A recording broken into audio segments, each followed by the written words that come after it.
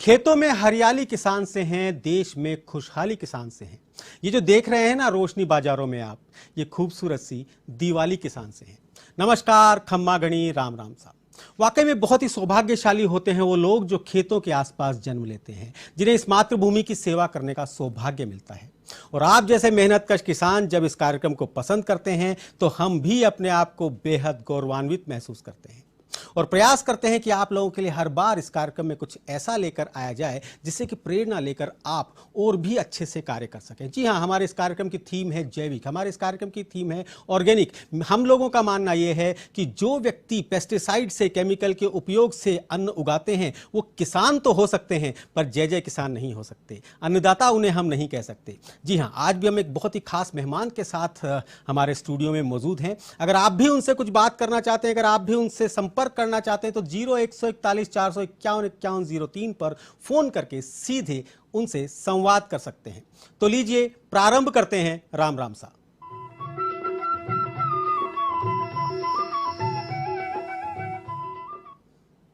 भारतीय जनमानस में खाने का तेल असल में हमारे जीवन में इस प्रकार से समा गया है, हमारे रग रग में इस प्रकार से समा गया है कि उसके बिना हम जीवन की कल्पना भी नहीं कर सकते। बच्चे के जन्म से तेल की मालिश से लेकर जब उसकी शादी होती है तब भी सबसे पहले उसे तेल ही चढ़ाया जाता है, हल्दी मिलाकर। और हाँ जी हाँ, हम इतने स्वादिष्ट स्वाद के इतने दीवाने लोग हैं कि हमें तेल से तला हुई चीज़ें घी से ज़्यादा अच्छी लगती हैं। आप बाजार में चले जाइए, चाहे नमकीन हो, चाहे आपकी कचौरियाँ हो, समोसे हो, हम इस तेल के बिना नहीं रह सकते। परंतु क्या ये तेल आपके लिए फायदेमंद है? क्या जो तेल का स्वरूप इन दिनों में लगातार बदल रहा है उससे हमें तरह तरह की बीमारियां हो रही है? आज इन तमाम सवालों पर हम बातचीत करेंगे। हमारे साथ, जैसा कि मैंने बताया, कि एक बेहद ही खास मेहमान स्टूडियो में मौजूद हैं जिनका नाम है डॉक्टर मनोज मुरारका।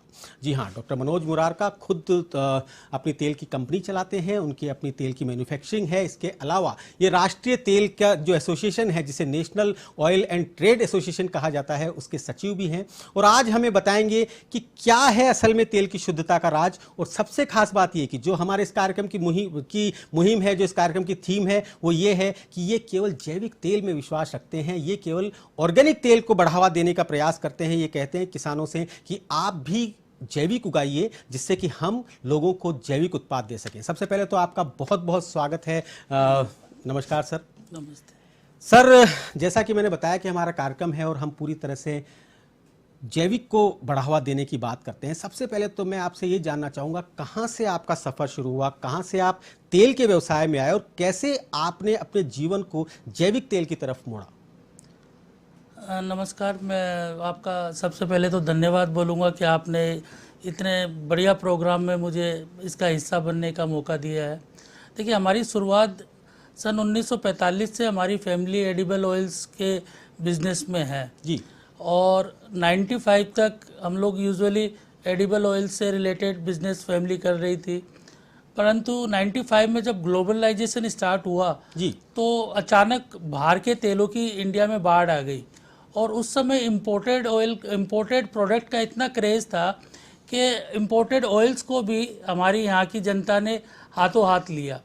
परंतु मैं उस समय स्टडी कर रहा था और मैंने जब देखा कि ये जो तेल आ रहा है वो उसमें ये सुगंध रहित, गंध रहित और कलर रहित ये तेल जो आ रहा है, उसके ऊपर थोड़ा अध्ययन किया, बहुत सी रिसर्चेज पढ़ी, तो पता चला कि ये जो तेल अपन जो रिफाइंड के नाम पे आ रहा है वो सेहत के लिए बहुत हानिकारक है जी। इसको देखते हुए फिर मैंने भी विचार बनाया कि अब मैं इसी फील्ड में जाऊंगा और अपने जो पारंपरिक और जो प्राचीन तेल है उनको जीवित रखेंगे, क्योंकि वो तेल ही सेहत के लिए सबसे इम्पोर्टेंट है।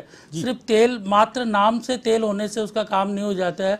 इसको देखते हुए मैंने जैविक तेल और जैविक प्रोसेसिंग की तरफ अपना रुझान बढ़ाते हुए इस प्रोसेस में मैं आगे बढ़ा।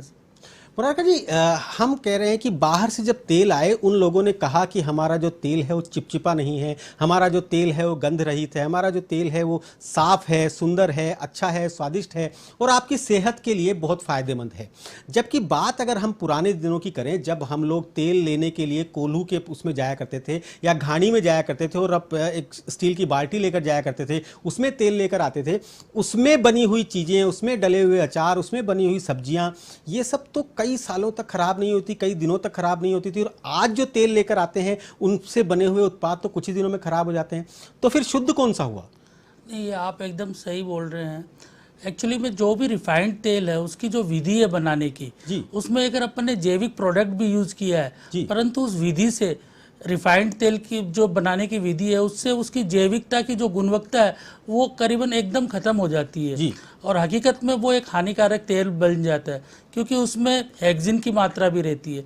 अब जैसे आपने पुराने तेलों की बात की, जी। तो तेल का जो एक मूलभूत गुण जो होता है वो किसी भी चीज़ को प्रिजर्व है, मतलब किसी भी चीज़ को सुरक्षित रखना है। जी। अचार हम लोग सरसों तेल में इसके लिए बनाते थे क्योंकि लंबे समय तक उसको सुरक्षित रखा जा सकता है। परंतु आज विडंबना ये देखिए कि जो रिफाइंड तेल है और जो एक गुण होना चाहिए किसी भी चीज़ को सुरक्षित रखने का तेल में, उस तेल को सुरक्षित रखने के लिए उसमें केमिकल के प्रिजर्वेटिव बनाए जाते हैं। जी। मतलब आप देखिए कि उसका जो मूलभूत गुण है वो उसके अंदर समाप्त हो गया। जी हाँ। तो जो तेल अपने आप को सुरक्षित नहीं रख सकता है तो वो कैसे आपके शरीर के लिए और आपकी बॉडी के लिए लाभकारी होगा? तो ये तो एक बहुत साधारण सा प्रश्न है जिसका उत्तर हम सभी को मालूम है। जी। कहा जाता है कि तेल में चिकनाई के कारण तरह तरह के रोग हो जाते हैं, जैसा कि क्योंकि इस समय पर जो कस्टमर हो गया है, जो ग्राहक हो गया है, जो आम उपभोक्ता हो गया है, वो असल में विज्ञापनों को देखकर तेल को खरीदता है या किसी भी उत्पाद को खरीदता है। तो विज्ञापनों का जो युग है उसमें कहा जाता है कि हमारा जो तेल है वो चिकनाहट रहित है, इससे कोलेस्ट्रॉल नहीं है, इसमें इस तरह की चीज़ें नहीं हैं जो कि आपको बीमार कर सकें। उसके बावजूद भी लोगों की बीमारियां तो कम नहीं हो रही हैं। देखिए, ये एक बहुत विडंबना की बात है कि जो एडवर्टीजमेंट अपने इंडिया में होती है जी। और जब तक उसके ऊपर एक्शन लिया जाता है तब तक काफ़ी बहुत बड़ी हानि जनता तक पहुंच जाती है और उसके दिमाग में वो मेंटलिटी बैठ जाती है और गवर्नमेंट ने उसके ऊपर एक्शन लिया वो जनता तक नहीं पहुंचती है। जैसे उदाहरण के तौर पर आपने कोलेस्ट्रॉल का नाम लिया। कोलेस्ट्रॉल जो वर्ड है साहब, किसी भी तेल में कोलेस्ट्रॉल होते नहीं है, चाहे वो कितना भी हल्का तेल हो या बढ़िया तेल हो, किसी भी तेल में, क्योंकि कोलेस्ट्रॉल प्लांट एक्सट्रैक्ट से नहीं आ सकता, वो एनिमल एक्सट्रैक्ट से ही कोलेस्ट्रॉल आ सकता है। हालांकि तेल कौन सा तेल यूज कर रहे हैं उस पर आपकी बॉडी में बनने वाले कोलेस्ट्रॉल का ऊपर बहुत बड़ा महत्वपूर्ण योगदान रहता है उस तेल का, लेकिन तेल में कोलेस्ट्रॉल होता है ऐसा बिल्कुल भी सही नहीं है। दूसरे नंबर बात, जो उसके अंदर स्मेल है और जो खुशबू होती है या अपन स्मेल बोलते हैं और जो कलर है वो उसके न्यूट्रिएंट्स होते हैं।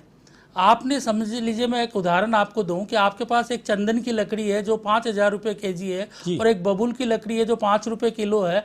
इसकी महत्वता तब तक है जब तक ये दोनों अपनी एक्चुअल स्थिति में है। आप खुशबू लेके बता सकते हो साहब ये चंदन की लकड़ी है और ये बबूल की लकड़ी है, दोनों सेम मात्रा में। अब उनको जला के राख बना लीजिए, उसके बाद उनकी जो मूलभूत उसका जो गुण है वो समाप्त हो गया। अब राख चाहे वो चंदन की राख हो चाहे बबूल की राख हो, दोनों का यूज नहीं है। उसी प्रकार तेल के साथ जो रिफाइंड तेल बनाते हैं तो केमिकल में बहुत हाई टेम्परेचर में इसको ले जाके बनाया जाता है, जबकि गवर्नमेंट ये बोलती है कि एक तेल को एक बार गर्म करने के बाद दोबारा गर्म नहीं करना चाहिए, जबकि रिफाइंड तेल तो अपने आप में ही गर्म आ रहा है, गर्म पद्धति से बन रहा है।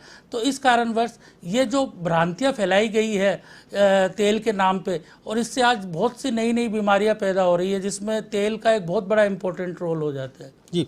कुछ और भ्रांतियां भी हैं जो कि नेट पर, क्योंकि आजकल नेट का युग है, जिसमें बताया जाता है कि जो स्टील प्रेस मशीन्स होती हैं उनसे जो तेल निकलता है वो एक अलग क्वालिटी का होता है, और जो bull driven wooden press oil होता है उसकी जो गुणवत्ता है वो कुछ अलग होती है। पर क्योंकि 125 करोड़ की जनता को तेल पहुंचाने के लिए वुडन प्रेस बुल ड्रिवन तो संभव है नहीं कि इतने तेल की घाड़ियां बनाई जाए, सब तक पहुंच पाए।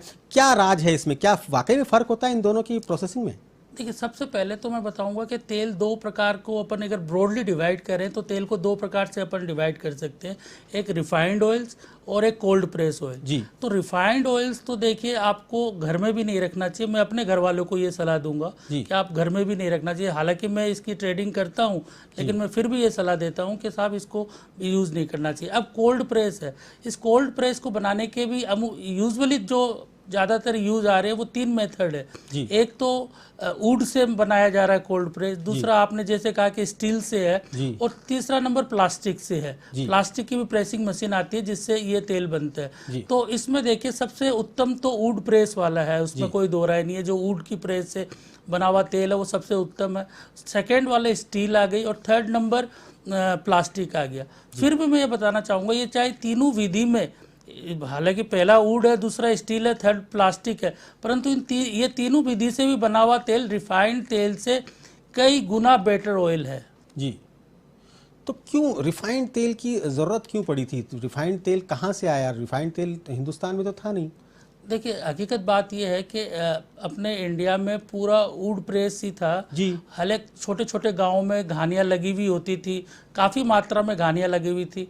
हमने उस स्ट्रक्चर को पूरा डिस्टर्ब कर दिया रिफाइंड के नाम से। जी। फॉरेन का जब तेल आया तो वो बड़ी कंपनी एक बड़ा बजट लेके आई और इस प्रकार का प्रचार प्रसार किया कि देखिए ये तेल गंध रहित है, सुगंध रहित है, और एक्चुअलिटी में उसमें कोई भी न्यूट्रिशन भी नहीं है, वो न्यूट्रिशन रहित भी है। तो इस प्रकार का प्रचार देने के बाद जो घानी वाले थे, घानी की कॉस्टिंग थोड़ी ऊपर आती है ऑयल की आप बनाने। एक तो आप केमिकल से कुछ बनाइए, मतलब फॉर एग्जांपल लीजिए कि आप कारपेट बना रहे हो, एक तो आपने हाथ से कारपेट बनाया वुलन से, और एक आपने मशीन से प्लास्टिक का कारपेट बना रही है, तो दोनों की कॉस्टिंग में डेफिनेटली फ़र्क आएगा। लेकिन ये फ़र्क स्टार्टिंग में पब्लिक नहीं समझ पाई, और जब तक समझ पाती थी तो ये छोटी छोटी घानियाँ बंद हो चुकी और अपना डाइवर्जन जो है वो इम्पोर्टेड ऑयल पे और रिफाइंड ऑयल पे शिफ्ट हो गया। ये एक खुशकिस्मती मानिए कि कोरोना काल में बहुत से दुष्परिणाम है कोरोना काल के, परंतु कुछ सुखद परिणाम भी ये है कि लोगों ने वापस अपनी प्राचीन सभ्यता की तरफ रुख किया, प्राचीन प्रोडक्ट की तरफ रुख किया, और उनको पता है कि जो हमारे प्राचीन काल से जो प्रोडक्ट यूज हो रहे हैं वो कितने अच्छे हैं, जो कि कोरोना काल में भी जिसका अपने को उसका असर देखने को मिला है। जी, चलिए हम अपने मूल विषय की तरफ लौटते हैं। जिस मूल विषय के लिए हमने आज इस कार्यक्रम को ऑर्गेनाइज किया है वो ये है कि हम अगर मान लीजिए सरसों के जो बीज हैं, सरसों हैं, वो हमने ऑर्गेनिक ले ली, हम जो भी मूंगफली के दाने हमने ऑर्गेनिक ले लिए, परंतु क्या उनको हम केवल तेल निकाल के खाने मात्र से वो तेल ऑर्गेनिक हो जाएगा, या उसकी प्रोसेसिंग में भी कुछ इस तरह की सावधानियां रखनी पड़ेगी जिससे कि उसका ऑर्गेनिक वजूद बरकरार रहे?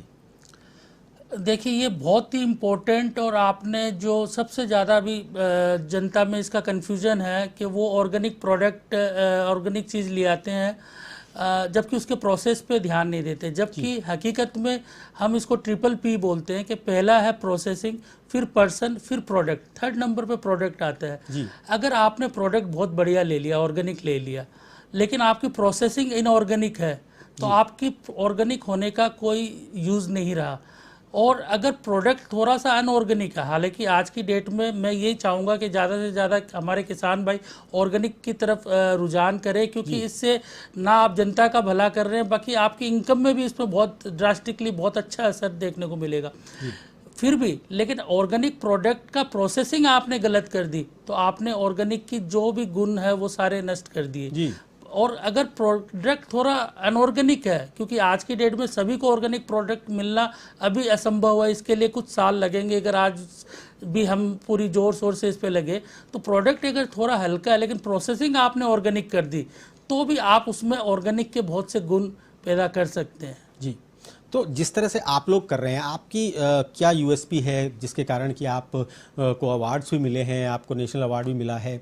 क्या किस तरीके से आप प्रोसेस करते हैं जिससे कि उसका जो ऑर्गेनिक का गुण है वो बरकरार रहता है?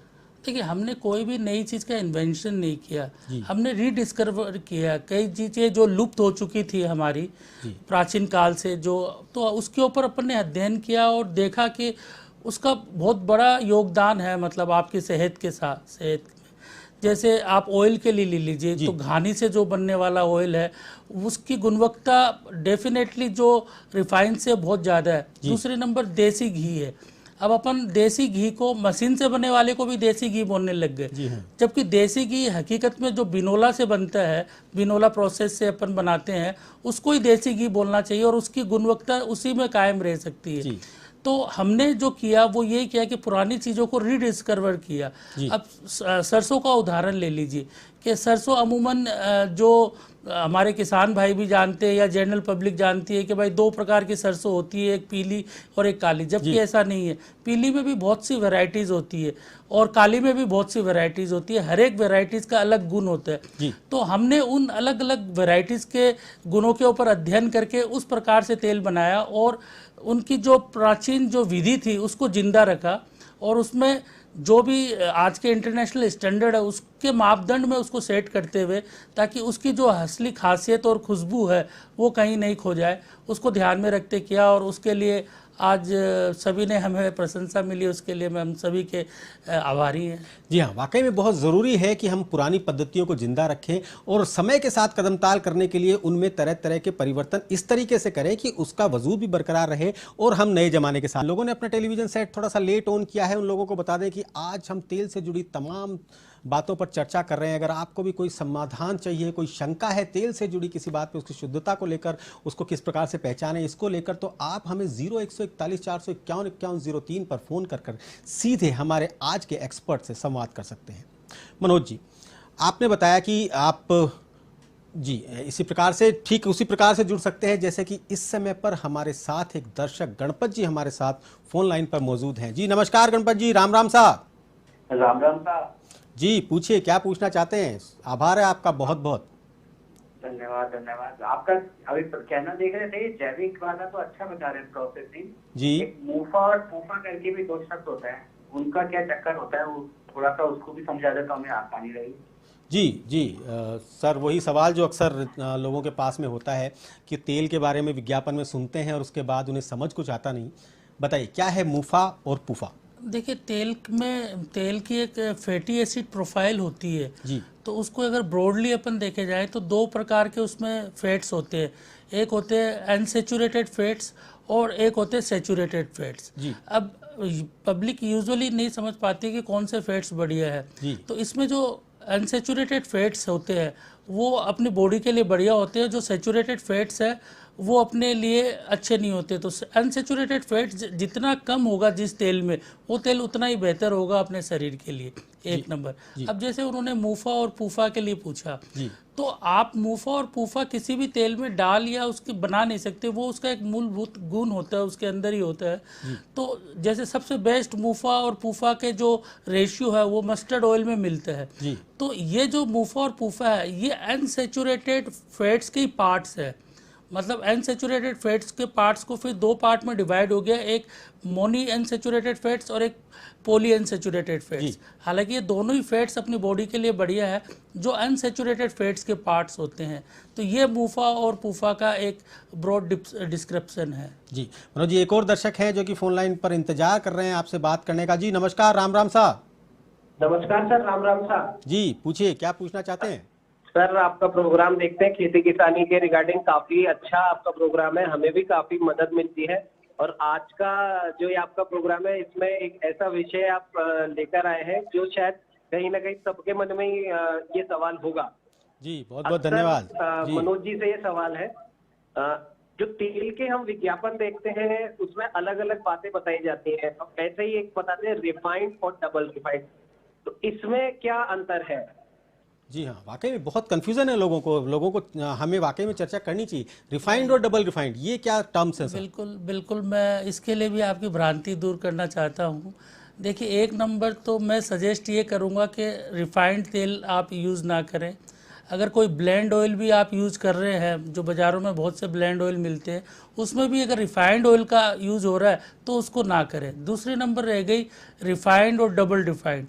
हकीकत में ऐसा कोई टेक्निकल टर्म गवर्नमेंट की तरफ से नहीं है, और डबल रिफाइंड लिखना आज की डेट में इंडिया में गैर कानूनी है। अगर आप डबल फिल्टर लिखते हो या डबल रिफाइंड लिखते हैं तो ये गैर कानूनी है। रिफाइंड मतलब रिफाइंड है, इसमें डबल रिफाइंड या ट्रिपल रिफाइंड ऐसा कोई भी शब्द कानूनी तौर पर नहीं है, और उसको यूज करना भी इलीगल है। हो सकता है कई निर्माता कानून की जानकारी नहीं होने के कारण अपने प्रोडक्ट को कुछ बेटर बताने के लिए डबल रिफाइंड लिख देते हैं, और अगर कोई चीज़ डबल रिफाइंड है तो मैं बोल दूंगा उससे तो और भी ज़्यादा सावधान रहना चाहिए आपको। तो डबल रिफाइंड बोल के ऐसा कोई कंसेप्ट नहीं है, लेकिन अगर कोई डबल रिफाइंड है तो आप समझ लीजिए कि इससे और भी ज़्यादा, ये और भी खतरनाक है अपने शरीर के लिए। जी, तो मतलब आप ये कहना चाहते हैं कि हमें वापस पुरानी पद्धति की ओर लौटना होगा, हमें पुरानी जड़ों की तरफ लौटना होगा कि खेत से जो है सरसों आने के बाद सीधा कोल्हू के पास जाएं, जिसे घानी कहते हैं, वहां जाएं और उसको उसी तरीके से वुडन प्रेस तरीके से उसका तेल निकाला जाए और उसे हमें काम में लेना चाहिए। बिल्कुल सही सही बात है सर। मैं एक चीज़ आपको बताना चाहूँगा कि हमें पुरानी तरफ क्यों लौटना चाहिए।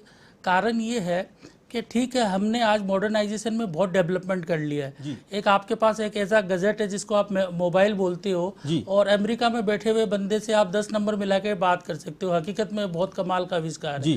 परंतु अगर आप गौर से देखोगे तो आपका जो शरीर है, ये शरीर रूपी जो इंजन है, इसमें आज भी आप नाक से सांस ले रहे हो, कान से सुन रहे हो, आंखों से देख रहे हो, मुंह से खा रहे हो। तो हकीकत में आप में डेवलपमेंट हुआ नहीं सब कुछ भी। ये तो राजा रामचंद्र जी भी इसी प्रोसेस से अपनी दिनचर्या करते थे, या कृष्ण जी भी ऐसी दिनचर्या करते थे, या जीसस क्राइस्ट भी इसी हिसाब से, वो भी ऑक्सीजन के ऊपर जीवित थे। तो आपका जो ये इंजन है, शरीर रूपी जो इंजन है, वो आज भी बहुत पुराने हिसाब का ही है। तो इसमें अगर आपने फूड के साथ बहुत मॉडर्नाइजेशन कर दिया तो उसका तालमेल नहीं बैठता है। फॉर एग्जाम्पल के लिए, अगर आपके पास कोई पेट्रोल की गाड़ी है और उसको 20 साल बाद आप सोचो कि अब मैं इसको डीजल एक दिन डलवा के देखूं, तो सर वो गाड़ी नहीं चलेगी। वहां पे कोई प्रॉब्लम नहीं थी, उसमें इंजन सीज हो जाएगा। प्रॉब्लम यही हो रही है कि आज आप रोज न्यूज़ में सुन रहे हैं कि रोज की रूटीन उनकी बहुत बढ़िया थी, रोज 2 घंटे जिम में जाते थे, वर्कआउट करते थे, लेकिन खाने को वो मिसगाइड होके गलत यूज़ करने लगे। तो 40 साल में रात को बंदा आया है पार्टी करके, रात को अपने घर में सोता है, और सुबह सुबह वो नहीं उठ रहा है, बोले उसको साइलेंट हार्ट अटैक हो गया। तो सर हार्ट अटैक हो गया यानी आपका इंजन सीज हो गया, यानी आपकी ऑयल में, यानी आपके खाने में कहीं ना कहीं कोई प्रॉब्लम रही है। 80% आपका जो शरीर का जो बीमारियां हैं वो खाने से संबंधित होती है ना। और वर्कआउट 15% और 5% एनवायरनमेंट है।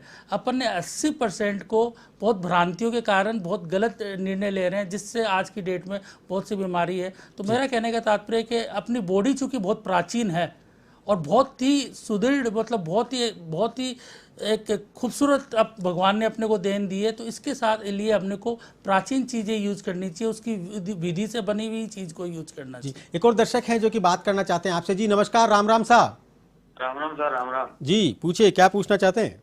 सर, मेरा ये सवाल था कि ये जो रिफाइंड तेल है, ये बनाया क्यों जाता है? इसका क्या बनाने का क्या कारण है रिफाइंड तेल? जी हाँ, ये सबसे बड़ा सवाल है। रिफाइंड लोगों के दिमाग में घूम रहा है। आपको बहुत सही समय पे बुलाया हमने आपको।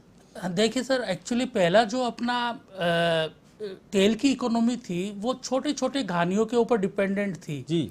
और घानी के लिए आपको मैनुअल एक आदमी की रिक्वायरमेंट होती है, एक घानी को चलाने के लिए कम से कम 2 आदमी की रिक्वायरमेंट होती है जी।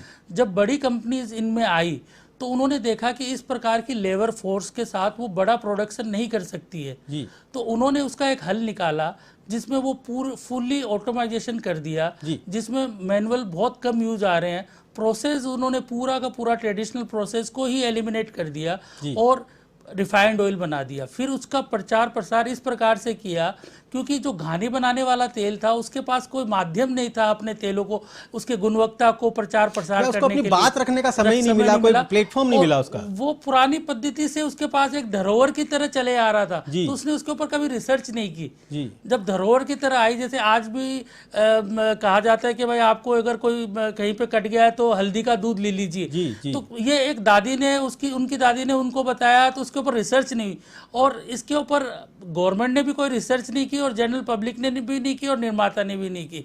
और इसका जो बड़ी कंपनियों ने है वो अपने तेल की उन्होंने इस प्रकार से प्रचार प्रसार किया कि वो अपने उसके गुण बता दिए और हमारे वाले तेल को है ना जो उसकी खासियत थी उसको अवगुण में शामिल कर दिया। और चूंकि उनको बड़ा प्रोडक्शन करना था और लार्ज स्केल पे प्रोडक्शन करना था तो उनके पास रिफाइंड के अलावा और कोई चारा नहीं था, तो वो रिफाइंड को प्रमोट होने लग गया।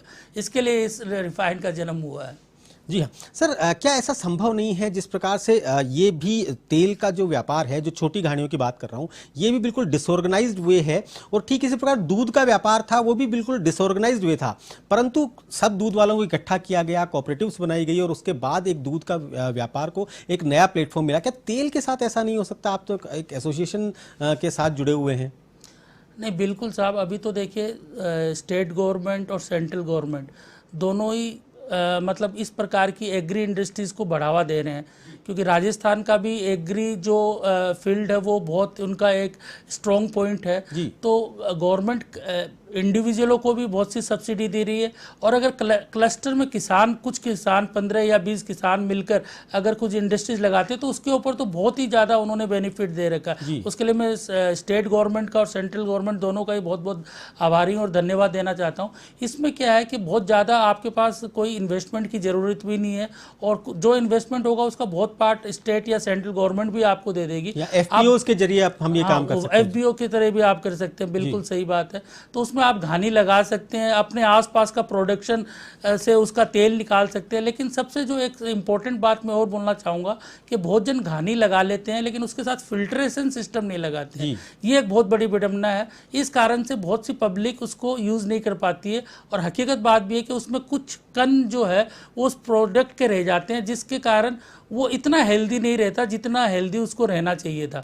सेटलमेंट के पहले अपने पास ऐसी विधि नहीं थी, अब छोटे छोटे फिल्टर आते हैं, तो आप घानी के साथ एक फिल्टर भी जरूर लगाएं ताकि एक साफ तेल और नेचुरल प्रोसेस में। काफी देर से इंतजार कर रहे हैं, फोन कॉल पे जुड़े हुए हैं हमारे साथ में, बात करना चाहते हैं हमारे आज के मेहमान से। जी नमस्कार, राम राम साहब। राम राम साहब जी, बोलिए अविनाश जी, कैसे हैं आप? बस बढ़िया है सर जी, पूछिए क्या पूछना चाहते हैं? से बोल रहा था जी। मैं पूछ रहा था जैसे अपन अचार लेकर आते हैं जी, उसमें कुछ तेल होता है जो उसका स्वाद मीठा मीठा होता है जी, उसका क्या कारण होगा?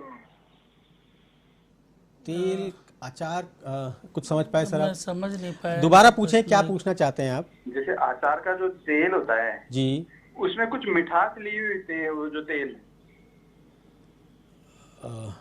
जैसे तेल का तीखापन होता है, जैसे सरसों का तेल होता है उसमें तीखापन होता है। जी जी जी।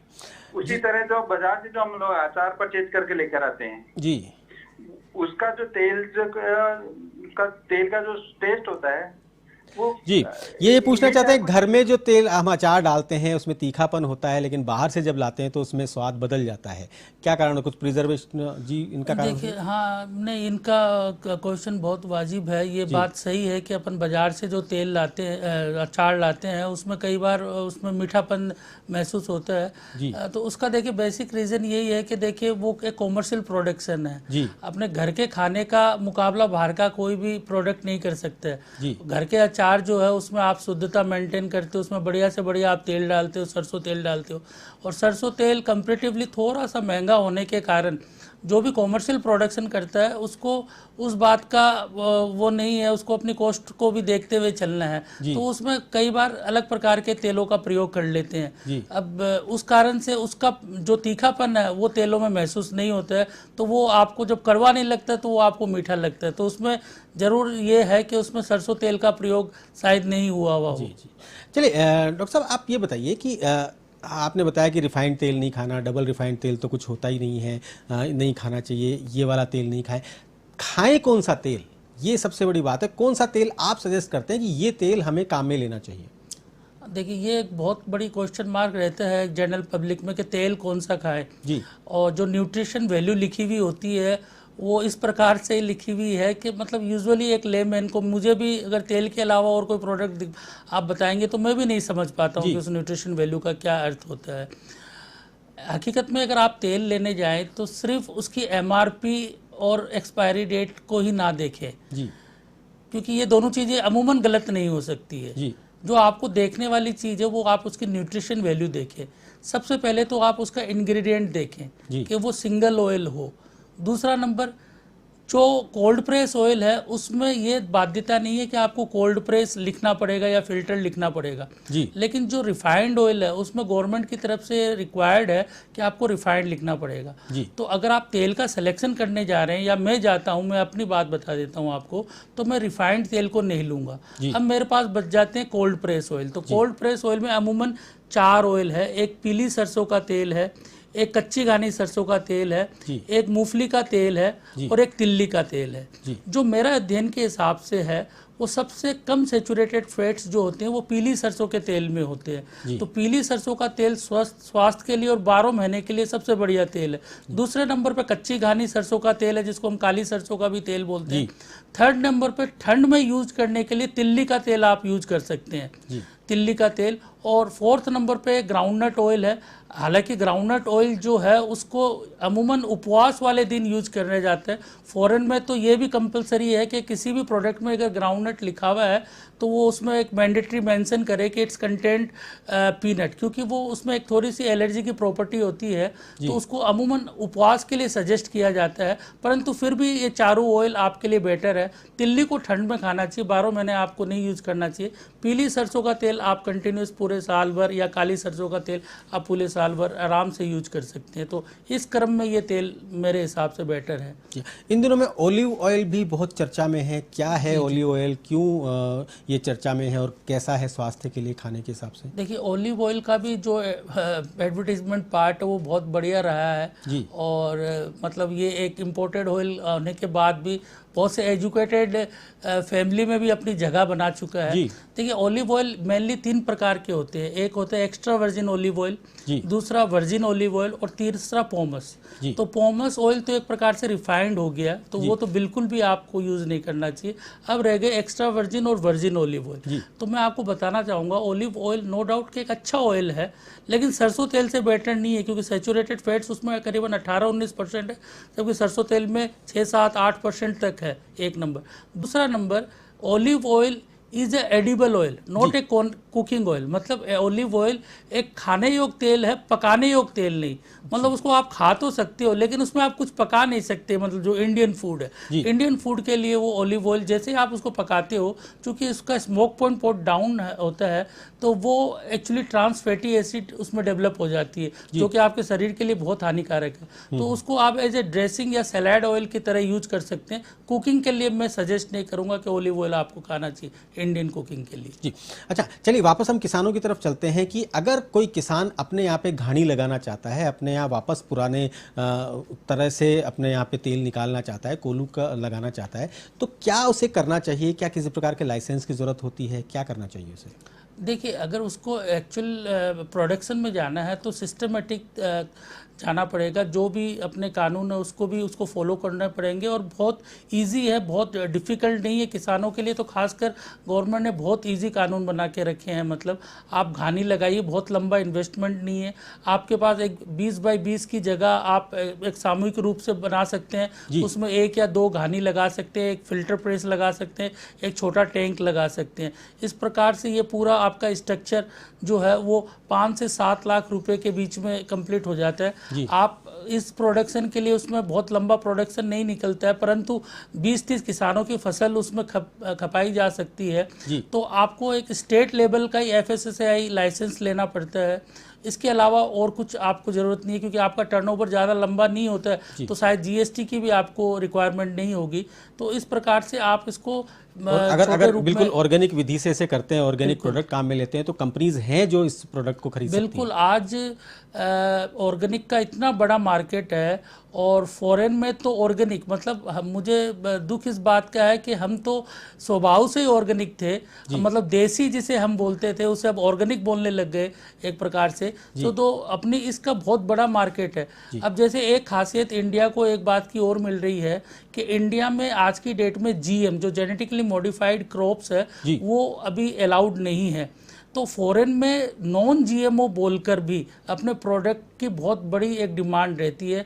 बस थोड़ी सी आवश्यकता है कि अपन उसके प्रोसेस को समझे, उसकी पैकेजिंग को समझे, और इस प्रकार से कोई किसान भी एक्सपोर्टर बन सकता है। अभी राजस्थान सरकार ने तो निर्यातक बनो बोल के एक स्कीम और चलाई है, जिससे मुझे लगता है उस स्कीम से जुड़ना चाहिए हर एक किसान को, और ऑर्गेनिक और नॉन GMO प्रोडक्ट को एक्सपोर्ट करना चाहिए। जी, एक और दर्शक है जो बात करना चाहते हैं, आपसे इंतजार कर रहे हैं, आपसे बात करने के लिए टेलीफोन लाइन पर मौजूद हैं। राजेंद्र यादव इस समय हमारे साथ जुड़े हुए। जी नमस्कार राजेंद्र जी, राम राम साहब। नमस्कार सर, राम राम जी, पूछिए क्या पूछना चाहते हैं राजेंद्र जी? सर, मैं ये पूछना चाह रहा हूँ कि इन दिनों में हम देख रहे हैं कि तेल के भाव बड़े तेजी से बढ़ रहे हैं सर, तो इसका क्या रीजन है? इंतजार कर रहा था सर मैं इस सवाल का, बताइए क्या कारण हो सकता है, कि क्या कारण है असल में? ठीक है, और सारे तेल के दाम बढ़ रहे हैं, उन्हें तो हम संभाल लेंगे, पर आपसे तो ये सवाल पूछना बनता है कि खाद्य तेल के दाम इस समय बहुत ज़्यादा बढ़ रहे हैं, क्या कारण? देखिए, एक्चुअली में क्या है कि अपन ने अपनी डोर जो है वो किसी दूसरे के हाथ में सौंप दी है, जी, विडम्बना स्वरूप। और अब जो जिस प्रकार से वो अपन हमें नचाता है, हमें नाचना पड़ता है। तो मैं इसका सारांश समझाना चाहता हूँ कि 1995-96 तक इंडिया सेल्फ सफिशिएंट था। मतलब इंडिया का 90-95% ऑयल इंडिया में ही बनता था और इंडिया में ही खप जाता था। उसके बाद धीरे धीरे हमारे इंपोर्टेड ऑयल्स आए, इंडिया की घानियाँ गायब हो गई, छोटी मिलें गायब हो गई, किसानों के माल सही भाव में नहीं बिके तो उन्होंने भी अपना डाइवर्जन दूसरी क्रॉप की तरफ करने लग गए। तो धीरे धीरे हमारी डिपेंडेंसी आज की डेट में हम 70% ऑयल के ऊपर फॉरेन मार्केट के ऊपर डिपेंडेंट है। तो वहाँ पे जो भी तेजी या मंदी आती है उसका डायरेक्ट असर यहाँ पे देखने को मिलता है। विडंबना ये रही है कि पेट्रोल के दाम बढ़ने से फॉरेन का जो तेल है वो बहुत उसका एक बड़ा भाग बायोफ्यूल में भी यूज होता है। तो वहाँ पे खाद्य तेलों के दाम भी बढ़ने लग गए। तो खाद्य तेलों के दाम बढ़ने लग गए तो इंडिया में कॉस्टिंग उसके ऊपर आने लग गई। तो इस कारणवश इंडिया में भी दाम बढ़ने लग गए। इंडिया की सेल्फ ऐसी कोई बात नहीं है, क्योंकि इंडिया मात्र 30% बनाता है। तो वो प्राइस मेकर नहीं, प्राइस टेकर है। जो भी उसको फॉरेन से प्राइस मिलता है उसको एप्लीकेबल करनी पड़ती है। तो ये एक विडंबना है। गवर्नमेंट इसके ऊपर कोशिश कर रही है, लेकिन अगर सही दिशा में कोशिश किया जाए तो 3-4-5 साल लगेंगे, हम वापस से सेल्फ सफिशिएंट और अच्छे तेल में सेल्फ सफिशिएंट बन सकते हैं। तभी अपन उस प्राइस के ऊपर प्राइस मेकर बन सकते हैं। अपन प्राइस टेकर हैं आज की डेट। जी, शक्ति सिंह जी इस समय हमारे साथ जुड़े हुए हैं। नमस्कार शक्ति सिंह जी। राम राम सर, राम राम। राम राम, कैसे हैं आप? साहब ये आज बहुत बढ़िया, बहुत देर से ये प्रोग्राम देख रहे हैं, इतना बढ़िया ज्ञान की बातें तेल के ऊपर मिल रही है साहब। ये तो हमको जानना था कि ये जो साहब की संस्था किसके लिए काम करती है। हम भी किसान हैं बीकानेर के, हमको इनसे क्या लाभ मिल सकता है। और सर साहब इस बार हो सके तो अगला प्रोग्राम कोई मछली पालन या मधुमक्खी पालन पे भी हो जाए तो हमको बड़ा लाभ मिलेगा आपसे। जी बिल्कुल बिल्कुल, आपका सुझाव नोट किया जाता है। बहुत जल्द मधुमक्खी पालन और मछली पालन पर भी हम कार्यक्रम करेंगे। जी, आपकी संस्था किस प्रकार से किसानों को मदद पहुंचा सकती है? किसान को क्या फ़ायदा मिल सकता है आपकी संस्था से? देखिए, हमारी संस्थान जो है वो बेसिकली अगर आप जैविक खेती की तरफ आपका रुझान है और जो होना भी चाहिए, मैं चाहता हूँ, तो सरसों अगर आप बोना चाहेंगे तो उसके लिए हम आपके प्रोसीजर बता देते हैं, आपका सारा उसमें हेल्प करते हैं। और उसके बाद आपका जो फाइनल प्रोडक्ट होता है उसको भी हम बाजार रेट से बेटर रेट में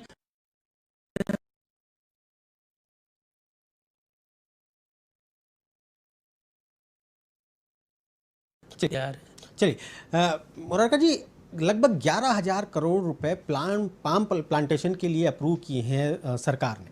तो क्या इससे तेल के व्यापारियों को, तेल के उपभोक्ताओं को कुछ संबंध है? इससे उन्हें कुछ राहत मिलेगी? देखिए, गवर्नमेंट बहुत सीरियस है इस मामले में कि तेल में अपनी सेल्फ सफिशिएंट बनना चाहिए। परंतु विडंबना की बात यह है कि थोड़ा सा डायरेक्शन मुझे जो 11,000 करोड़ पाम प्लांटेशन के लिए निकाला है ये थोड़ा सा अटपटा लग रहा है, क्योंकि आपका जो आपका एनवायरनमेंट है वो इसके लिए एक नंबर अलाउ नहीं करता। दूसरा, पाम का तेल को एक बहुत हेल्दी ऑयल नहीं माना जाता। तीसरा नंबर बात, इसकी जो फसल है वो 5 साल में कुछ आना स्टार्ट होती है और 12 साल बाद पूर्णतः आना स्टार्ट होती है और 25 साल तक आप खेती करते हो। तो किसान एक प्रकार से बन जाएगा 25 सालों के लिए। तो जो अपन नहीं चाहते कि अच्छी पॉलिसी, आज किसान को अगर चने की दाम अच्छे नहीं मिल रहे तो वो सरसों बो देता है, सरसों के अच्छे नहीं मिले तो वो मूंगफली बो सकता है। लेकिन अगर पाम का प्लांटेशन करते हो तो आप 25 साल के लिए बन जाते हो, जो मेरे लिए बहुत मैं समझता हूँ कि बहुत अच्छा एक वो निर्णय नहीं हो सकता। जी, पहले के ज़माने की बात, क्योंकि बार बार हम लोग पुरानी बात कर रहे हैं, पुराने दिनों में एक तेल का हम लेकर आते थे, कनस्तर या जो भी तेल के लेकर आते थे उसी से सब काम कर लिया करते थे। परंतु इस धार्मिक देश में अब पूजा के लिए भी तेल अलग से आने लगा है। ये क्या चीज़ है? ये कौन सा तेल है? देखिए, ये बहुत है कि विडंबना और दुख की बात है कि बहुत से जन पूजा के नाम पे तेल लाते हैं। वो सिर्फ अपने आप को फूड सेफ्टी स्टैंडर्ड अथॉरिटी के कानून से बचने के लिए उसमें मात्र पूजा का या दीपक का तेल लिख देते हैं, जो गलत बात है। वो चाहे वो तिल का तेल हो, चाहे मस्टर्ड ऑयल हो, पूजा के नाम पे उससे वो जितने भी प्रावधान है कानून के उससे बच जाते हैं।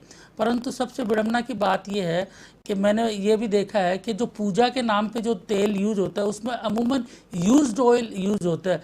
मतलब जो तेल काम में लिया जाता है, जिसमें कई प्रकार के नॉन वेज भी बने हुए होते हैं, वेजिटेरियन भी हो सकता है, नॉन वेज भी बने हुए होते हैं, उसको आप फिर पूजा के नाम से, तो इस प्रकार से आप एक भगवान के साथ भी धोखा कर रहे हो। तो मेरी जनता से है कि खाने के लिए तो ये पूजा के जो ऑयल है उसको कभी यूज़ लेना ही नहीं चाहिए। अगर आप धार्मिक कर्म के लिए भी ले रहे हैं तो ये पूजा के बोलकर जो ऑयल आते हैं बाजार में उसको आपको यूज़ नहीं करना चाहिए।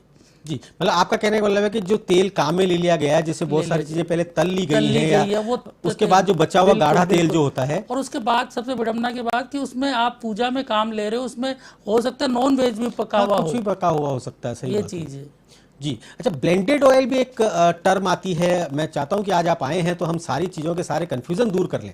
ये क्या चीज है? देखिए, ब्लेंडेड ऑयल और कुछ नहीं है, दो तेलों को मिश्रण करके बनाया गया है जी। परंतु विडम्बना इसमें ये है, सबसे प्रॉब्लम ये है कि कौन से दो तेल मिलाए हैं इसके कोई मापदंड नहीं है इसको जानने के एफएसआई में भी, या जितने मापदंड है वो पर्याप्त नहीं है कि पता लगा सके कि भाई कौन सा तेल कितने परसेंटेज में मिला है। अभी भारत सरकार ने 8 जून से सरसों तेल में किसी भी प्रकार का तेल मिलाने को बैन कर दिया, तो ये बहुत अच्छा निर्णय है। तो मैं ये गवर्नमेंट से मेरी भी ये दरख्वास्त है कि अगर, और पब्लिक से भी, कि आप ब्लेंड ऑयल अगर आप यूज़ करना चाहते हैं तो इससे बेटर है कि आप 2 प्रकार के तेल ले आए और अपने हिसाब से ब्लेंड करें उसको, अगर आप ब्लेंड यूज करना चाह रहे हो। हालांकि ब्लेंड का ऐसा कोई बहुत बड़ा लाभ होता है ऐसा मुझे नहीं दिखता है मैं पर्सनल लेवल पे, लेकिन फिर भी अगर आप ब्लेंड यूज करना चाहते हैं तो कोई रॉकेट साइंस नहीं है। आपको 2 तेल लाने हैं और उसको मिलाना है, तो वो आप घर में बहुत इजीली कर सकते हो। तो आप दूसरे ब्लेंडेड जो रेडीमेड मिल रहे उसके ऊपर आपकी डिपेंडेंसी नहीं होनी चाहिए। कहा जाता है कि तेलों को बदल बदल कर खाना चाहिए, क्या सही बात है? देखिए, कुछ हद तक ये बात सही है, लेकिन इसका जिस हिसाब से प्रचार किया जा रहा है वो दुर्भाग्यपूर्ण है। तेल बदल बदल के खाने का मतलब ये नहीं है कि आपको तेल बदलना है तो आप किसी भी हल्के तेल में बदल गए। दूसरी नंबर रही कि अपने यहाँ पे तेल बदलने का रिवाज बहुत पहले से है। जैसे सब्जियाँ हैं तो सरसों तेल में बनती थी, और जो रोटियां हैं वो देसी घी में बनती थी, ठंड में हम तिल्ली का तेल इस्तेमाल करते थे। तो इस प्रकार से जो न्यूट्रिशन जो अपने को रिक्वायर्ड था वो पहले से अपने को आ गया। अब आज की डेट में तेल बदलने के ऊपर जोर दिया गया है, लेकिन ये जोर नहीं दिया गया कि आपको तेल बदलना कौन सा है। कि अगर आप एक अच्छा सरसों तेल खा रहे हो तो सिर्फ बदलना, इसका मतलब ये नहीं कि आप पाम ऑयल खाने स्टार्ट कर दिए। तो ये एक दुर्भाग्यपूर्ण है, इस बात को पब्लिक को भी समझना चाहिए। बदलने का मतलब ये है कि हर प्रकार का पोषण आपके पास जाता है, आप कभी सरसों का कभी मूंगफली का इस तरीके से कर सकते हैं। एक और दर्शक इस समय फोन लाइन पे मौजूद है, समय बहुत कम बचा है। जी नमस्कार, राम राम साहब। हाँ नमस्कार साहब, राम राम साहब। जी पूछिए, क्या पूछना चाहते हैं? साहब मैं पूछना चाह रहा था, प्रोग्राम देख के बहुत अच्छा लग रहा है जी। मैं पूछना चाहता ये सूरजमुखी का जो तेल है उसके बारे में अभी तक कोई वो आया नहीं, वो खाना योग्य है या नहीं है? जी, सूरजमुखी का तेल सर। हाँ, सनफ्लावर है। देखिए, सनफ्लावर की इंडिया में भी खेती होती है, बहुत कम मात्रा में होती है। यूजुअली इम्पोर्टेड ऑयल्स ही आते हैं। वापस से मैं बताऊंगा कि तेल को अपने को डिवाइड करना है तो रिफाइंड तेल का यूज़ नहीं करना है। सब जो बाज़ार में जितने भी सूरजमुखी के तेल है उसमें से सारे के सारे रिफाइंड तेल ही होते हैं। तो रिफाइंड तेल है तो आगे उसके विषय में बताने की मुझे आवश्यकता नहीं। रिफाइंड तेल है तो फिर उसको यूज़ नहीं करना चाहिए, चाहे वो सूरजमुखी का रिफाइंड हो या किसी भी रिफाइंड हो, रिफाइंड तेल यूज़ नहीं करना चाहिए। जी हाँ, क्या कहना चाहेंगे हमारे किसान भाइयों को जो कि हमारे इस कार्यक्रम के रेगुलर दर्शक हैं, जिन्हें कि हम बार बार कहते हैं कि आप जैविक खेती कीजिए, ऑर्गेनिक फार्मिंग कीजिए, तेल की जो खेती, जो तेल वाली फसलें उगाते हैं, जो तेल वाली चीज़ें उगाते हैं, उन्हें क्या कहना चाहेंगे? जैविक खेती का क्या भविष्य है? देखिए, जैविक खेती पिछले 20 सालों में करीबन लुप्त हो गई थी, लेकिन वापस से इसकी एक पुनर्जन्म हो रहा है और इसका बहुत बड़ा मार्केट है। मैं किसान भाइयों से ये कहूँगा कि आपके पास वो प्रोडक्ट्स हैं जो और कोई भी पैदा नहीं कर सकते। आप धरती से सरसों और मूंगफली और तिल ये आप पैदा कर सकते हैं, तो आप इसमें वैल्यू एडिशन कीजिए, इसको जैविक बनाइए। ये पहला वैल्यू एडिशन हुआ। और हो सके तो आप एक ग्रुप बना के छोटे छोटे ढानी में एक एक दो दो घानी बना लगाइए, जिससे आपका वैल्यू एडिशन होगा और उससे आपको प्राइस भी अच्छी मिलेगी। तो ये मेरा है कि जैविक की तरफ आप रुख कीजिए और जैविक प्रोसेसिंग के ऊपर भी आप जोर दीजिए, तो इसमें बहुत अच्छा एक वैल्यू एडिशन आप अपने प्रोडक्ट में कर सकते हैं। जी हाँ, किसान भाइयों के लिए तो बार बार हर बार हम यही कहते हैं कि किसी भी प्रकार से आइए और जैविक को अपनाइए, जिससे कि आम आदमी की थाली में जहर नहीं बल्कि पोषण परोसा जा सके। और आम आदमी से भी एक बात मैं फिर कार्यक्रम के अंत में कहना चाहूँगा कि तेल देखिए, तेल की धार देखिए, तेल को खाने से पहले 1000 बार देखिए। बहुत बहुत धन्यवाद डॉक्टर मनोज मुरारका, आज आप हमारे इस कार्यक्रम में आए, आपने बहुत अच्छी अच्छी बातें हमें बताई। बहुत बहुत धन्यवाद उन सभी दर्शकों का जिन्होंने हमें फ़ोन किया, हमसे बात की, और बहुत बहुत धन्यवाद उन दर्शकों का जिन्होंने फ़ोन करने का प्रयास किया परंतु हमसे संपर्क नहीं हो पाया। एक बार फिर से आप सभी का बहुत बहुत धन्यवाद। अगले सप्ताह फिर मिलेंगे आज ही के दिन, आज ही के समय, किसी नए सब्जेक्ट पर, किसी नए एक्सपर्ट के साथ। तब तक देखते रहिए A1 TV।